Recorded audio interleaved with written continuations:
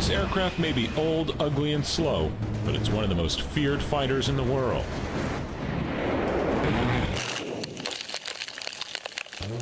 Good afternoon, this is Conservative Tom. And today I'd like to talk to you about a couple different issues that have really kind of been bothering me. You got to understand, my family is military. I mean, my father served in World War II.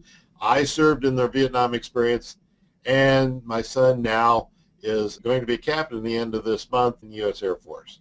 So when I'm talking about the military, I kind of come from a little bit of a background of that military, and I think that there's some things happening in the United States that really bothered me.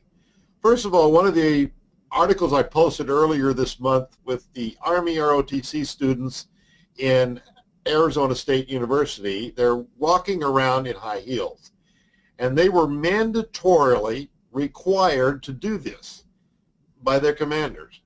Now, first of all, they're completely out of uniform. They are not meeting uniform regs, so I think that's wrong. But I think probably the worst thing about it is they were supporting a thing called Walk a Mile in Her Shoes. And that's a nice program to think about how you can help women and provide for them and make sure that they are not abused and sexually assaulted in the military. Okay, I get all that. I understand that.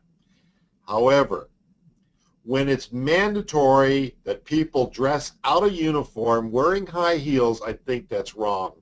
And that's why it's kind of happened in the United States. We're using the military as a science experiment, an experiment on how we should be running this country, and that's nearly not the place. According to Rush Limbaugh, the purpose of a military is to kill people and break things.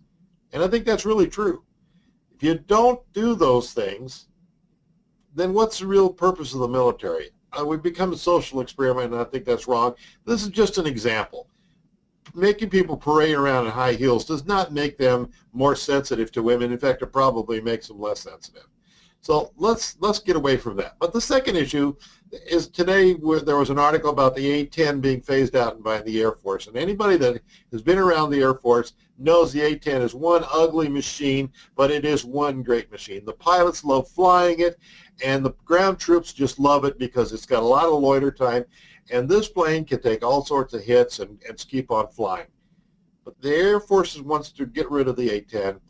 And the reason being is they like things that go fast and break sound barriers and not really support the guys on the ground.